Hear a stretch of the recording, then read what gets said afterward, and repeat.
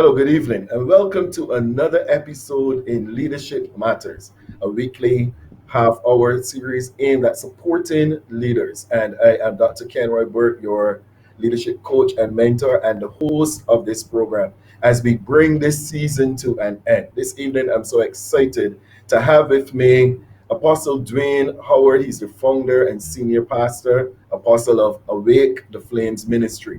Now, Dwayne is Barbadian, very much Yeah. a Barbadian who is now living in Florida and enjoying a fruitful ministry that has just been launched. And we are going to get the opportunity to hear from Dwayne in a couple moments. But before we do that, we want to pay honor to our sponsors for this season, Crumbs Bakery.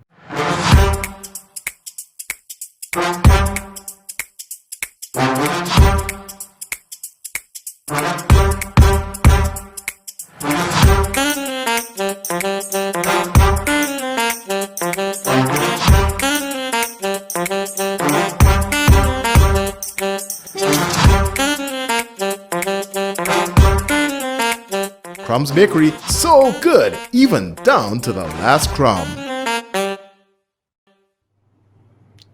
Man, that's so good. So good. Yeah. So, Dwayne, let's talk a little bit. Who is Apostle Dwayne Howard? Oh, well. Well, thanks.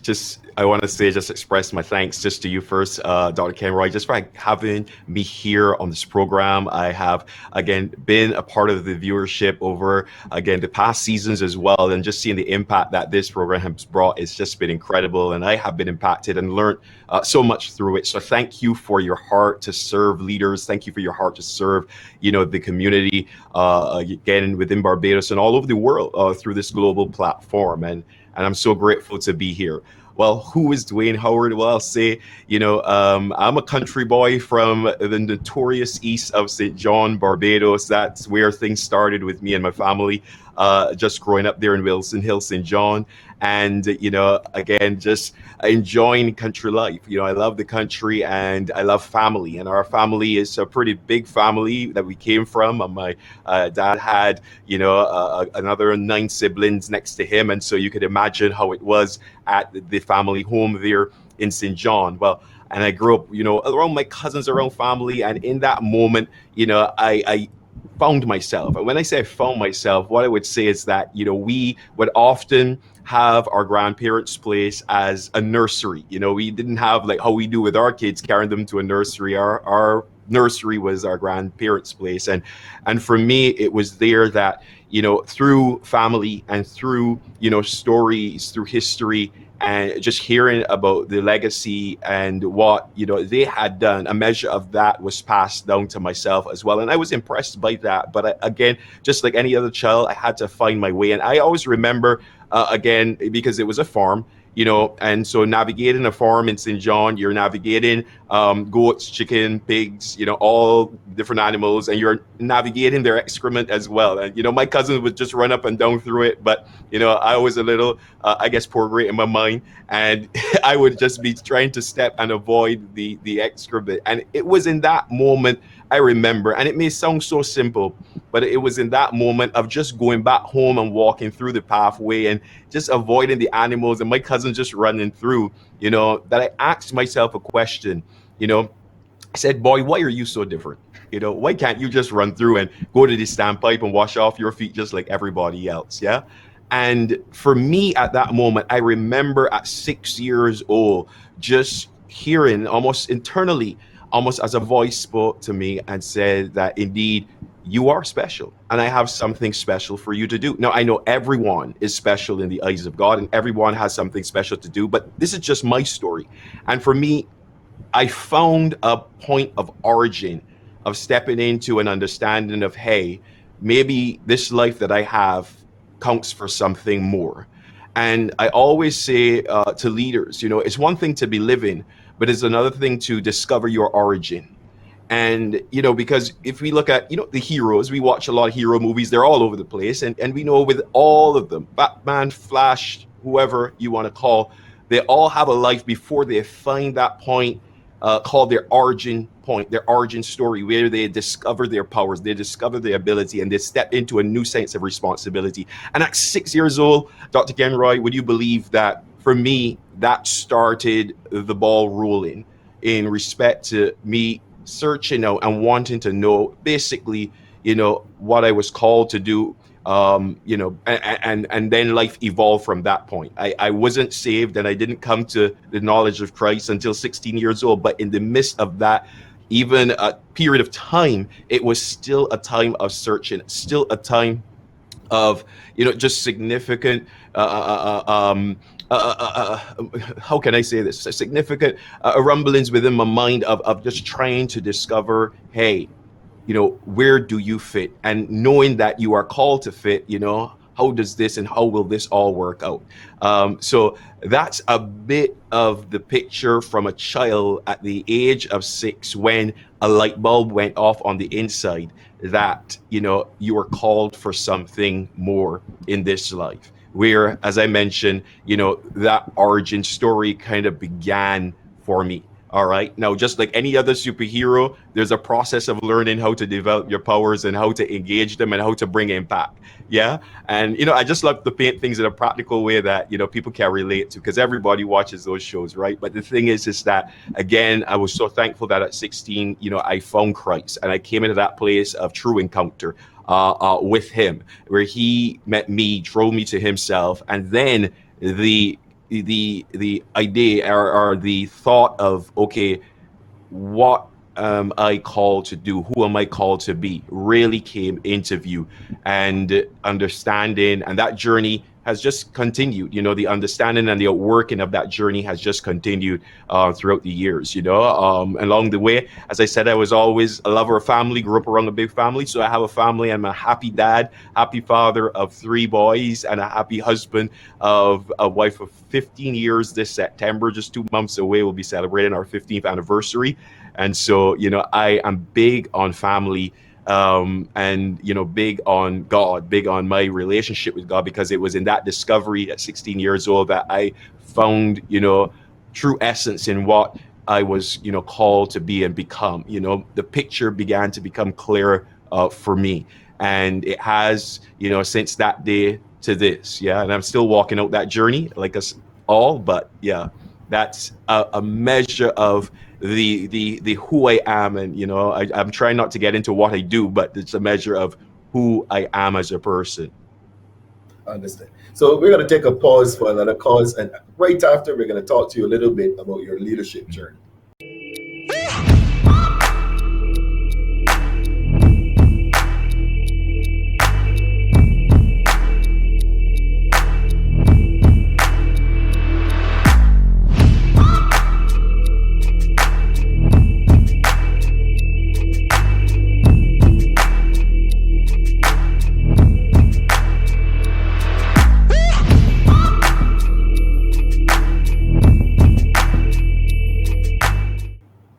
So this evening we are talking to Apostle Dwayne Howard, a Barbadian living right now in Florida and founding and senior apostle of the Awake the Flames ministry.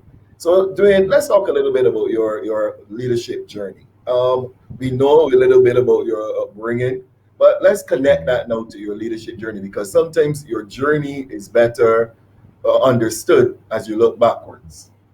Yes. It's so interesting, how it all just connects. So I mentioned that moment of encounter there with the Lord. And again, interestingly, in a club, he found me, took me out, brought me into his own, and again, started to develop, in a local ministry there in Barbados. And God connected me then with Apostle Stephen Holford, my spiritual dad, the senior pastor of New Dimensions Ministries. And in that connection there, at 16 years old, and that was around the same time they started their ministry, I clung to that and I held on to that, and God afforded opportunity in that birthing of that ministry for the opportunity to serve.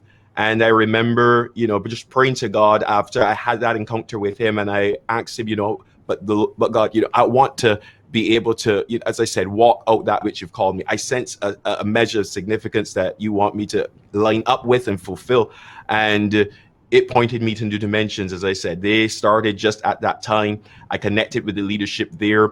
I did more than just connect with them on the Sundays when we were at church, but I asked them how I could serve them in their house. And so, leadership became for me, first and foremost, an act of service and finding out how I could serve others. And in that way, carry influence and be a blessing, in their own space. And so I began to, outside of, as I said, the four walls of the church, connect. And I remember when we were leaving church at the time, I kind of cut off my senior pastor in the road. No, nobody, don't try that in the road. But I kind of cut him off in the road. And I asked him a question. I said, can I come over just to wash your car? I just wanted to help. I just wanted to serve in some way, and I knew and I saw how ministry, because he was pioneering at that time as well, how it was so, enormous and demanding. And so I said, well, he must be tired. Let me see how I can help in some way. And I thought that's how I could help. And believe it or not, he said to me, no, don't do that. Don't. And we had a little back and forth until he decided to give me the opportunity to wash his car. So let me just say that it was never demanded of me, but I found a way to serve. And I did that, I plugged in there. And then at church, in whichever way I could find, my heart always was to find some area to plug in and to serve in hospitality, in youth, as a youth leader, in intercessors ministry. Those were the three dynamics: hospitality, youth leadership, intercessors. And I served that dynamic in the house, and from serving and from the platform of just filling in wherever I could. My mantra was, as David said, I'd rather be a doorkeeper in the house of the Lord than dwell in the tents of the wicked. And I've been dwelling in the tents of the wicked for a while. So now that I was saved, I wanted just to do whatever I could. And so plug it in and serving was my first aspect of leadership development. Because in that, what I began to saw was obviously how things were done. I saw how things were modeled, not just in the activity of the doing of the things, but rather as well the attitude in doing it. And I think that was very important, to see leaders that demonstrated good character and good attitude and good, people skills in managing and in dealing with people and dealing with different attitudes as well. And again, triumphing in some moments falling short, and then having to, make up for those moments. But I saw, again, not just mountain experiences, but transparent moments that led to knowledge and led to instruction. And in the seeing and in the serving, I learned myself. And from doing so, then I was afforded opportunity to then lead. It started with youth leadership. I was invited to take a more a serious role as a youth leader, and in the intercessors ministry as well. And in the hospitality ministry, I got the promotion of dealing with of leaving the bathrooms and being promoted to hold the offering basket at the front of the church. That was big for me, by the way. But it's just in these moments of transition and serving and being able to help in some way that God really dug in my heart the true essence of what a leader looks like. And obviously looking at the Jesus model, looking at how he came, as the word says, he came to serve, amen, and to save. And so in that reflection and in the action of having being in an environment that provoked that, and being under leadership that gave opportunity, then those gifts began to spring up. Those gifts began to be pointed out, things that people saw, and they began to offer opportunities for further mentorship and leadership. A certain lady by the name of Agnes Nichols, found me and saw me. She was one of the key voices in a women's movement, again here in the Caribbean, over the world actually. The name is slipping me right now, but she was one of the key leaders there, and she saw certain potential within me, and a strong prophetic gifting, and she began to sow in my life books and materials that helped me to grow. And I wanted to read and get into any and everything that I could have get in respect to absorbing material on, again, how to better serve the Lord, how to, better utilize the grace, the gift, and the talents that God had given me to serve others. And so, I lapped up tons of books. I still do. I love to read, again, leaders are readers. That's what they say, right? And you always want to posture your heart in a position of growth. Now, I went Bible school. Dr. Kenroy, please interrupt me at any point if you need to, as I tell this story.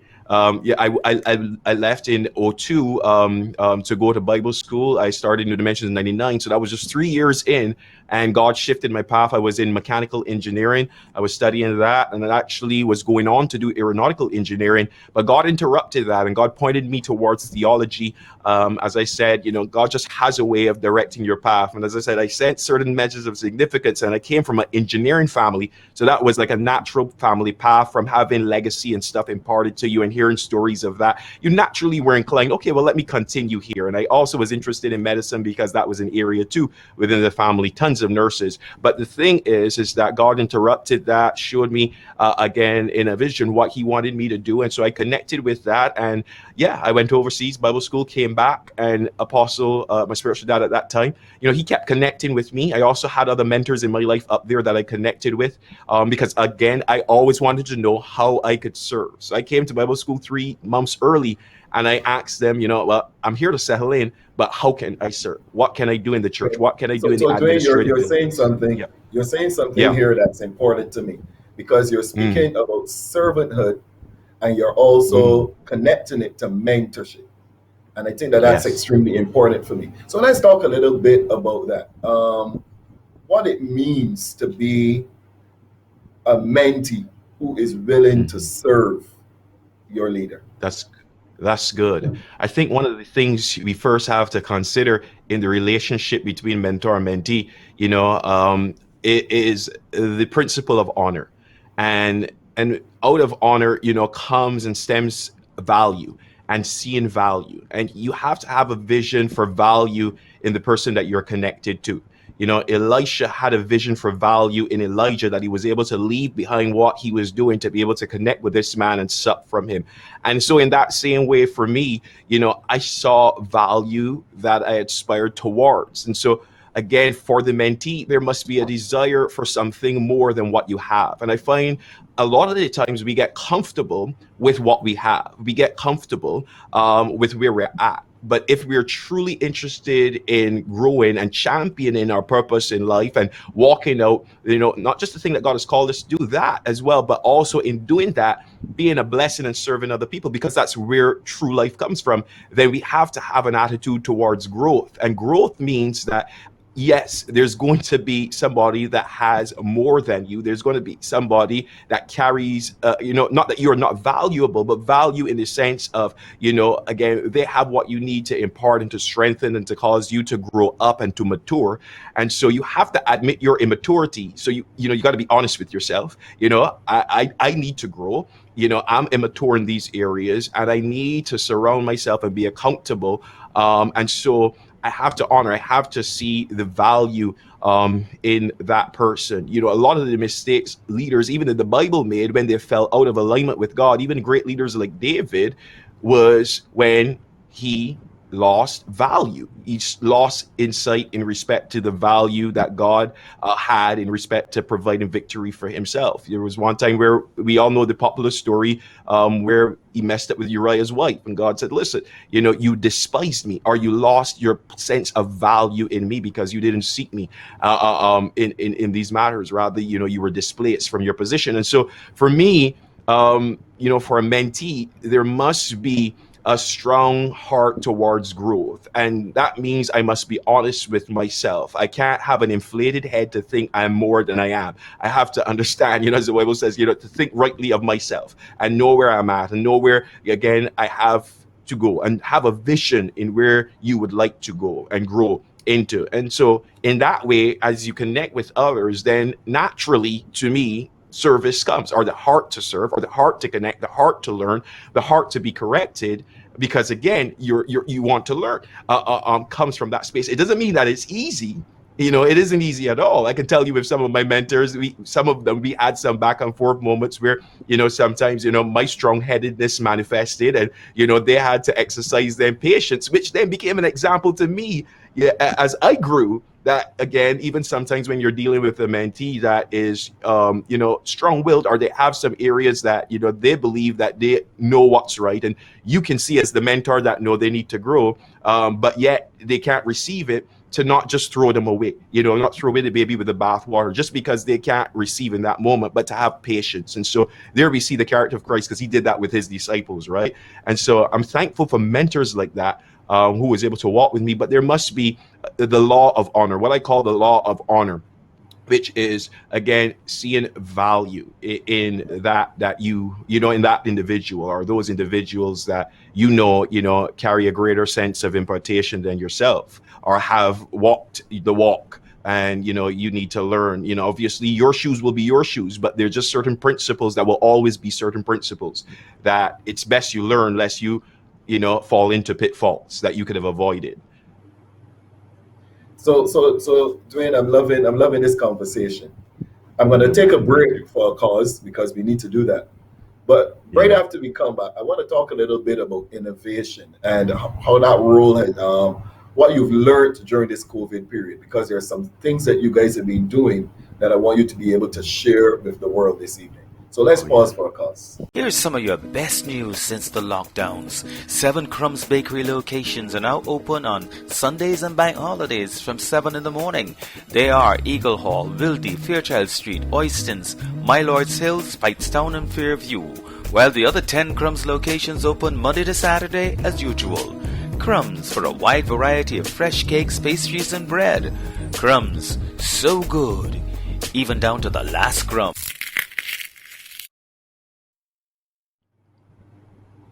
Okay, so welcome back, and we are again talking to Apostle Dwayne Howard. So Dwayne, let's jump in here again. What have you been learning throughout this COVID period? This has been a time, I believe, of immense learning for leaders. What have you been learning? Tell us 2 or 3 things that you've been really learning during this period as a leader. Yeah, well, the first thing I'll say is fluidity. And fluidity, and not just flexibility, because, we have been bent beyond, what we understand being bent to mean. We have been stretched beyond understanding what being stretched meant to mean. We are a generation that, again, is walking through a season that the earth has not experienced in decades, and probably maybe even, well, decades. Let's not go as far back as centuries, but the reality is, even in the midst of a pandemic and all that is transpiring, there is a lot to learn. And what stands out to me, especially for, myself and my team, as we've been working through this dynamic and this environment, is being fluid. And that is, again, flowing with the Lord and flowing in, again, the things that he is saying in respect to how we move forward. And so I really do believe that strategy and vision, so I had a little tickle there in my throat. I really do believe that strategy and vision, comes first from the Lord. He's the one that lays out strategy and vision. And so it comes first to adapt to that place of prayer and to be consistent in that place of prayer until insight is given, until vision is given. But having received vision, and especially when vision looks quite different, because back in 1999, the years have been it seems so, was it in 2000, I believe, yes, 2000, when we were ready to kick off our ministry, we ended up just meeting in person just about in June, a month, 2 months ago. But the thing is, the plan was set for last year, 2000, and to start and kick off things just in May. And so it took us on a trip of a whole year here, because things in the world changed. And I know other churches were also affected by this. And there were some who were not pioneering a work, but who are already established, but change came to pass. There were things that happened, in respect to COVID restrictions. And so there had to be a shifting in what we understood, growth to look like, or a place where we meet together and we, grow as a body. What does that look like now? And so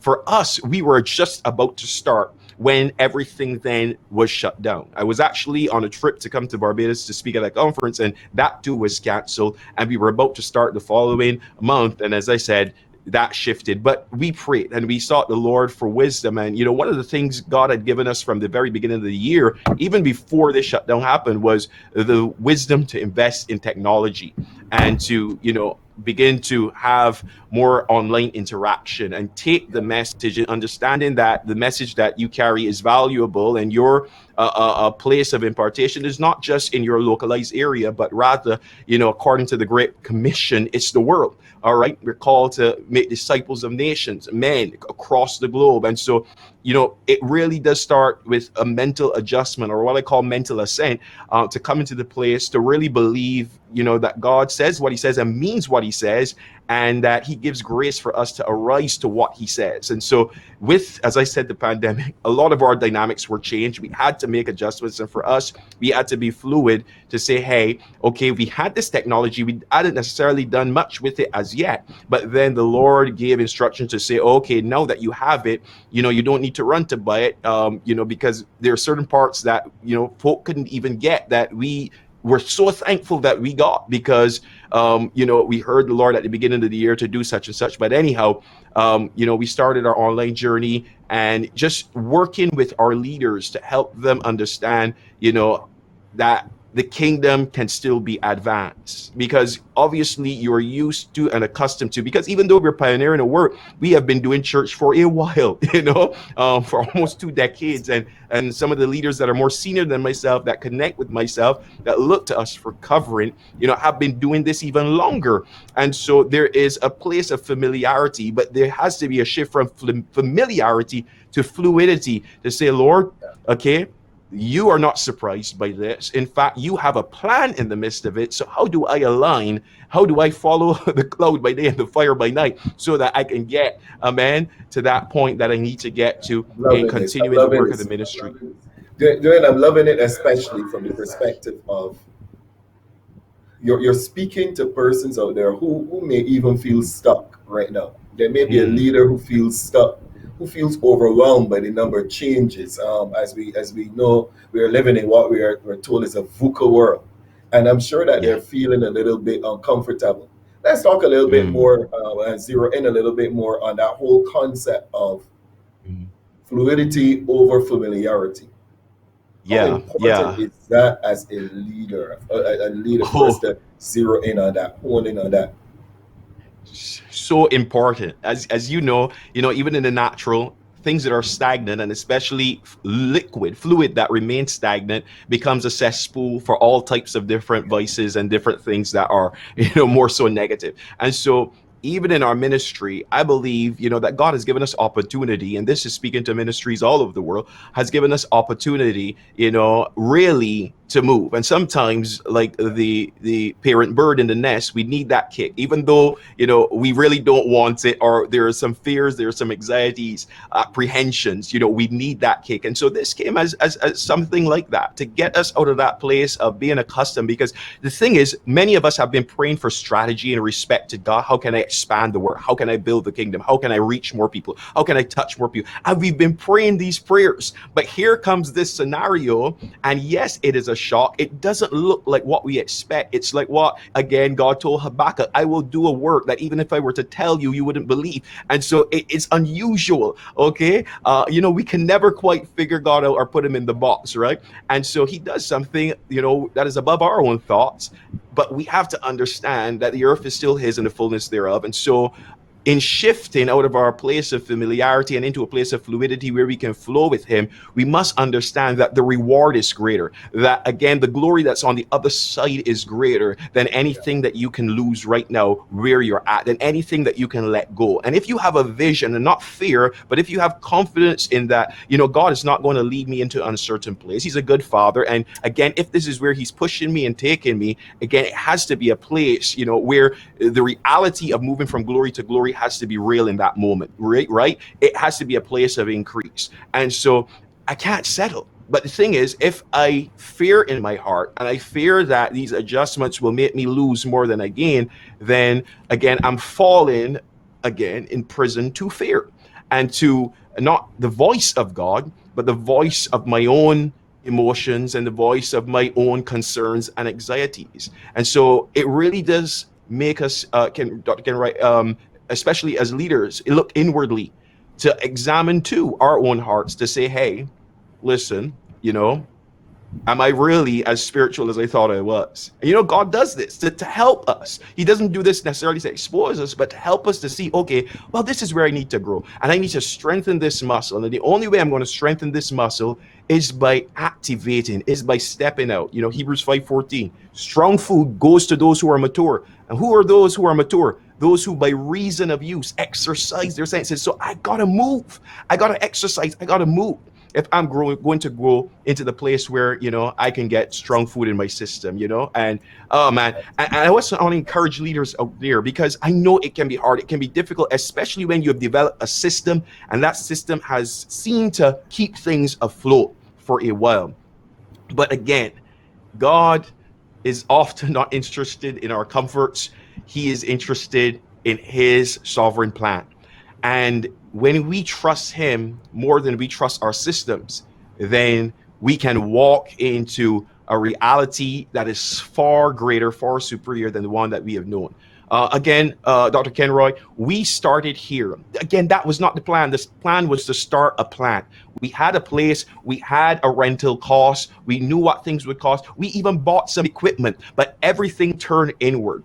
Everything stood still, and we had to do things in an office just like this, just like me and you are doing today. But the thing is, when the time came for then us to then step out, when that permission came, you know how it came? It came by someone coming and saying, listen, I have a place, you don't have to pay rent. I have a place that I can provide for you. And I feel it's the Lord leading me to do this for you guys. And again, we never talked with the person. We never knew the person. In their heart, God moved, whispered our name in their name, and they became a destiny helper. And so it didn't always make sense or feel comfortable doing it God's way, or the way that, again, sometimes even the voices in the world, because, sometimes we can think, okay, everybody's trying to push me towards technology and this and stuff. Technology has its evil side, and we can think of all of these things. And, we can say, well, I want to stay in the good old days. I want to stay in what I know.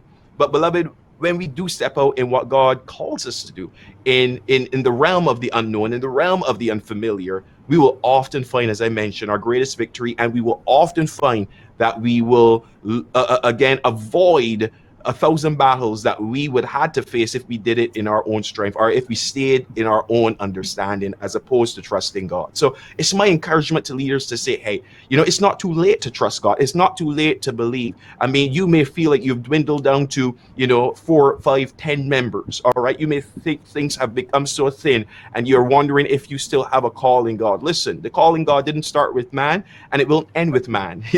And so, as you have a word from God, trust him and step out and embrace, again, the innovation that he's calling us into, because it is not, again, something that we glorify. It's rather a tool. It's a means to an end. And the end is the Great Commission. The end is, again, salvation to the ends of the earth. Thank you so very much, Dwayne. Thank you. Dwayne, I can't even imagine that we are already to half an hour.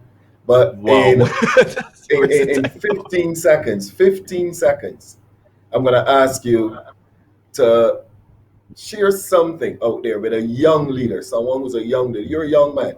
Share something with a young leader that you think you would have wanted to hear when you were about 25 or so. Something that you wish you had heard when you were 25 years old. Young leader, I want to tell you this. When I was that age, as I said, purpose for me was a big thing. And oftentimes when we are, locked in on our story, on our picture, we can miss the big picture. What I want to encourage you is that in your search to find yourself, you find yourself by losing yourself. In other words, make it your purpose to help others fulfill theirs, and you will walk in to the fullness of that which you're called to do. Make your mission a submission to God's vision in serving others, and you will see in your life personal fruition. Don't get lost in the self-absorption of God. What is it for me? Get connected, serve others. So great, so great. Thank you so very much. This week we were talking to Apostle Dwayne Howard, founder and senior pastor, the apostle of Awake the Flames Ministry in Florida. Barbadian by birth and by nature, but excited to be sharing with us this evening. I want to encourage you to look out for us online, look out for Leadership Matters online as we continue. This is the final episode in this season, season 3. But we're going to do some more fantastic things. So listen out, check our social media pages, and be in tune with all that we are doing in this season for leaders. This is Dr. Kenroy Burke. Thank you for this season.